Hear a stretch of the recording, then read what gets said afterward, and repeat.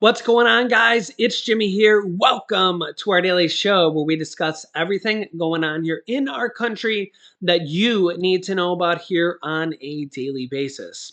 And President Biden's got big announcements and, well, some controversial stuff as gas prices and oil prices are going higher after OPEC Plus and Russia and Saudi Arabia collaborated to decrease oil production for multiple different countries over with the OPEC Plus nations. They decreased oil production by 2 million barrels per day so that oil and gas and natural gas could go higher, as if we're not paying enough and as if the world's not paying enough. They want us to pay more, including their own countries are going to pay more, as if everybody's not suffering enough. Several different controversial announcements here. Let me show you. You can let me know your thoughts on this. You're going to think, a lot of people are going to think different thoughts on this depending on what side of the aisle you're on. But the problem with all of this is that gas continues to go higher and higher and higher for all of us, the US, the world, Europe, Canada, everywhere, and it's not getting better. Yeah.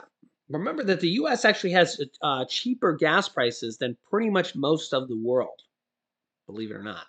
Okay, number one, Biden to announce another emergency oil sale to prevent price spikes of gas and oil. He's going to sell more emergency oil reserve from the strategic oil reserves yet again. You can let me know your thoughts here on this. Some people credit President Biden for the U.S. gas prices when they went down for 100 days in a row. Then they started to go up.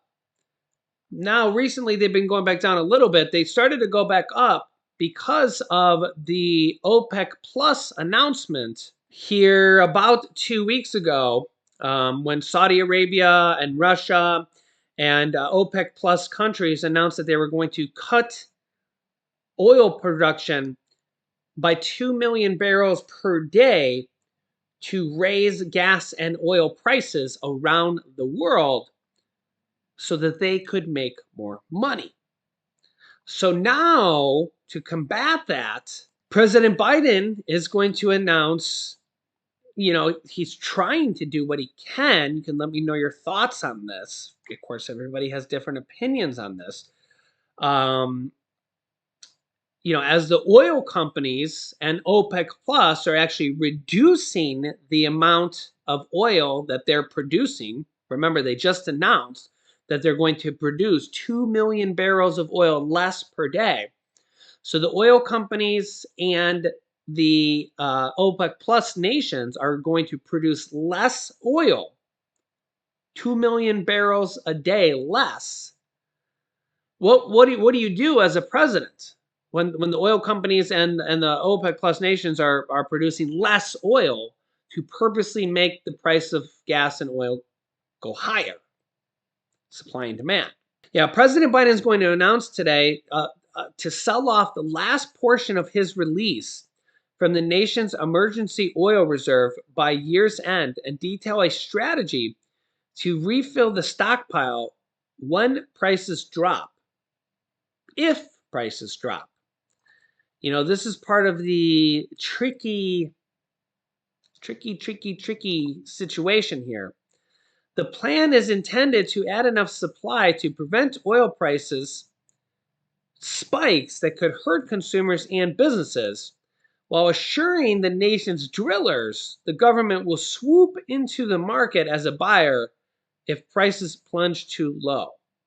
Yeah, like we really need to assure the oil companies, right? Like the oil companies are assuring us anything. All they're assuring us is that they're trying to make billions and billions of dollars off our backs while they laugh their way to the banks. But meanwhile, here's what Republican leader of the House, Kevin McCarthy, says. He's the minority leader right now.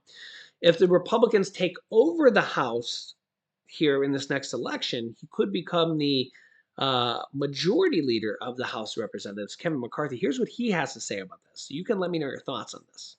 And Leader, it's good to see you. And, I can ask you a question. We're going to talk about the SPR, but I can hear what you're going to say that, we're going hat in hand to autocrats when we ought to be drilling more here. I can already hear that coming. So I know what you're going to say. So the first thing I want to ask you, next year when you're coming on the show frequently, am I going to be calling you Speaker McCarthy?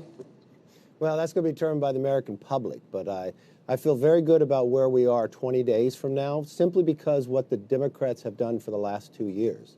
And really our mission will be to clean up the mess of what they've created.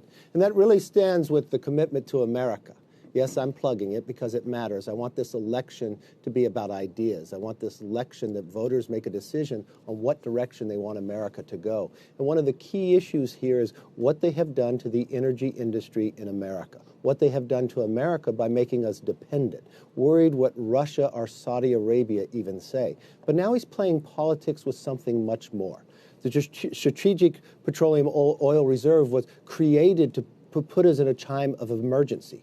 This is a political emergency to the Democrats. That is why he's using it. But he's already used it so far that it's down the lowest it's been in more than 40 years. If we were to have a hurricane in the Gulf or another emergency, we would not be prepared. He's already used 1/3 of it. He's put America in jeopardy, just like he put America in jeopardy on the very first day when he has started attacking the energy industry. And believe me, I believe in all forms of energy. Every study, even coming out of the president, we're going to need 50% more going into the future for the next 25 years. So we need to expand our grid, expand our capability. That means all the above, not picking one form of energy and putting America in jeopardy. But, Leader, I mean, Republicans also are very aware of how inflation is impacting, people in the country. And is it a crisis? Is it the kind of crisis the SPR was actually designed for? Probably not. But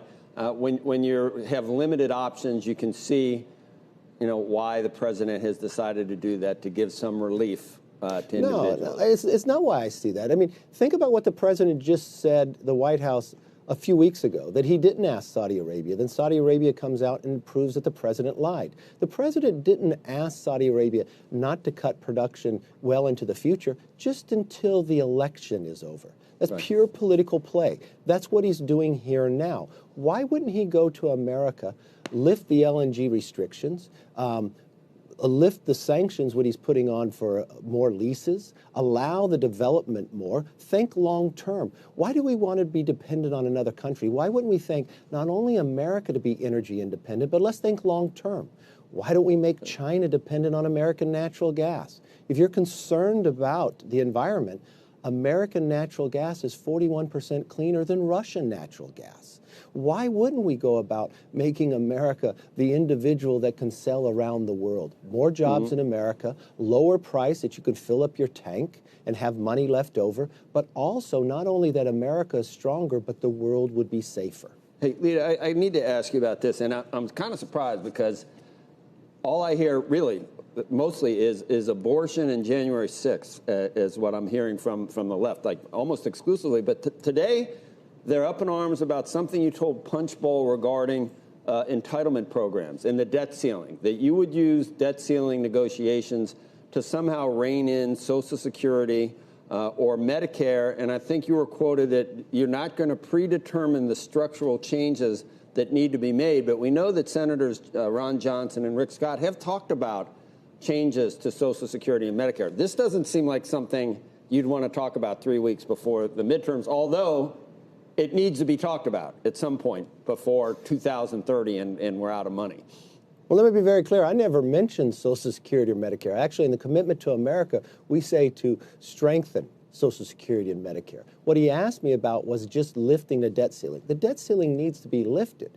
But wouldn't it be a normal thing if we're $31 trillion in debt, not to just give a blank check, to actually change our behavior? The Democrats have spent $10 trillion in these last 2 years. So the question was, would you just raise the debt ceiling without having a discussion, not about entitlements, but about our spending behavior right now?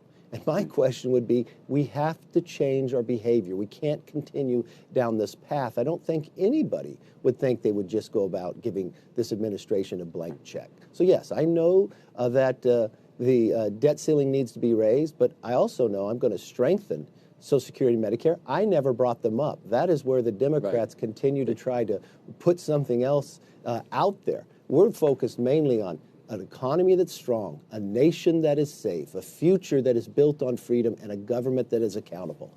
That is what we've talked about, and that is what we'll work on. So, a couple different things here. I actually agree with a lot of the things he said there. Um, One thing, the Democrats haven't spent $10 trillion in 2 years. I don't even know where he came up with that number. Um, Number two, the problem with, or not the problem with, but we do need to, he's right, we do need to focus on producing oil and gas here in the US. We also need to focus on, we need to focus on all types of energy here in the US. So we are the number one producer of oil and gas in the world. Okay. But the problem is that when OPEC and OPEC plus nations, so like Saudi Arabia and Russia are number two and number three, and collectively they produce more gas than us combined, and OPEC plus nations actually control 80% of the oil reserves in the world, because when you add them all up, they have a lot more than us. Okay. So this is where it kind of gets a little tricky, because when you add up all those nations compared to us, they're just a lot more than us. Okay. So this is where it gets tricky, is that you got to remember that we as a nation, the oil and the gas is actually controlled, besides our strategic petroleum reserves, which is really just a set amount of oil just kind of sitting there that the president uses occasionally. The oil and gas is really controlled by the gas companies. Okay, on a daily basis, they're producing gas and oil, and they refine it, and they buy it, and they sell it. Okay, so they're selling some overseas and they're buying some overseas. One of the major problems with the US is the lack of refineries. Okay, we have a severe lack of refineries in the US. They have not built a single new refinery in the US for over 50 years. The Chevron CEO said here back in June that no new refineries will likely ever be built again in the US. And in fact, they've actually closed down several of them in the last several years. And this is part of the problem. Remember that the massive spike in gas here over the last like a month or two in California, where they raised gas prices over $1 to $1.50 in just like 30 days, was because of refinery maintenance. So this is part of the game that the gas and oil companies play. They close down refineries, and they said that they're going to never build a new refinery ever again in the US because of the cost. And meanwhile, they try to blame it on the president, the Democrats, the Republicans, whoever they want. But in reality, the oil companies are not our friends. And they say things like this: they're never going to build another refinery ever again. They haven't built one in the US in over 50 years. And despite all this, even when the US, we're the number one producer of oil and gas here in the US. When we do increase oil and gas right now, okay, whether we're producing more, producing less, whatever the state is, okay, when OPEC plus nations make a massive cut of 2 million barrels per day, that just completely just, disrupts everything we do as a nation here. Because remember that oil prices are traded on a global scale. Okay. So the perfect analogy for this is if the price of a stock, oil is traded on a stock like exchange. Okay. So if you have a one share of a stock like Apple, Google, IBM, and it's worth $100, okay? Or if you have a 1 barrel of oil that's worth $100, okay? What happens is when your share of IBM stock, if it goes up to $120, it's worth $120 for that share of stock, whether you sell it in the US, whether you sell it in Europe, or whether you sell it in Canada. Wherever you could go on vacation and still sell that share of stock at $120 in Europe. You just click sell. The exact same thing happens with a barrel of oil. You can be in US and that barrel of oil is worth $100 a barrel or $80 a barrel or $120 a barrel, okay? It doesn't matter if it's a US barrel of oil or a Russian barrel of oil. It doesn't matter. It's a world stock exchange for oil, okay? And this is where the Saudis and the Russians and the OPEC nations are really hampering us and the world and making us pay more despite the politics or whatever anybody tells you, no matter what side of the aisle they're on. When OPEC plus nations, Russia, Saudi Arabia, make this massive, massive oil production cut of 2 million barrels a day to raise the prices, supply and demand, they lower the production cut so there's less oil on the market. Oil produces gas and natural gas, okay? It makes the stuff more expensive because now there's less supply and now there's more demand for it because there's less supply on the market. So it makes the cost of all this stuff go up, okay? They know exactly what they're doing. And these nations are directly associated with the gas companies, okay?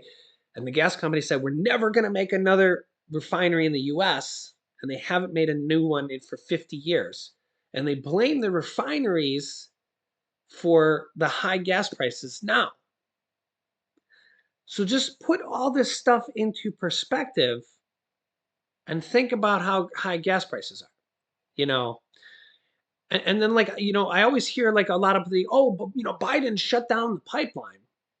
That one single pipeline, everybody wants to blame the one single pipeline. Remember, it's a pipeline. That pipeline was never opened. It was never even functional. Keystone XL pipeline. It was never even functional. It wasn't even completed. And remember, it's just a pipeline. It just ships gas. It doesn't produce any gas.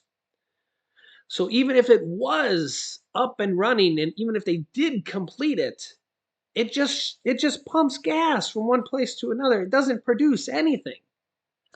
So like that's not like the key solution to, like, if it was up and running, it's gonna like make our gas like 50% cheaper or anything like that. Like I get it that the whole Republican Democrats and everybody hears the politics and, oh, but that Biden did this.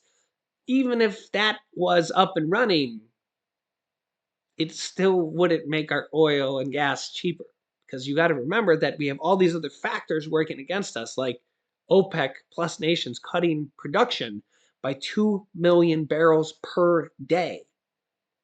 The Keystone XL pipeline that Biden shut down for, whatever his reasons are, the pollution, all that stuff, whatever, right? That produced 0 per day. It's a pipeline. It doesn't produce anything. And it was never functional. It wasn't even completed. So you got to remember all the things here. That's why I like to tell you guys on both sides of the story here. I showed you the Republican point of view, and I'm just kind of giving you guys all this point of view. The problem with this is that oil and gas is going to continue to get more and more expensive throughout the years. I mean, I remember when I was back in high school, gas was under $1 a gallon. Look at where we are now. I mean, we had $5 a gallon gas nationally as average. If you're in California, you're at $6, $7. Prices in Europe, Canada has more expensive gas than us every day. They're in US dollars and US gallons. Okay. Almost every place in Europe has more expensive gas than us on the regular as well. The US, believe it or not, actually has one of the most cheapest gas. Okay. The problem is we're just not used to this, but their prices all around the world are actually higher than ours. But it's just so hard to combat. We have all these factors working against us. Now we can drill baby drill, and we do need to do that. But the problem is that OPEC plus nations will just cut production. So you let me know your and the oil companies. Remember, they're literally directly related with them. So you let me know your thoughts here in the comments, and I'll keep you up to date here with everything going on here in our country, because this is literally what's going on right now. So make sure to subscribe down below to our YouTube channel. It's completely free to do so. Click the bell icon after you subscribe. And remember, new videos come out here every day at 10 a.m., 3 p.m., and 8 p.m. Eastern Standard Time. You can click here to see my newest video about a $1,400 stimulus check. And you can click here to see my newest video about a $2,400 Social Security raise. So click on one of those videos next. Thanks for watching, guys, and I will see you in the next video.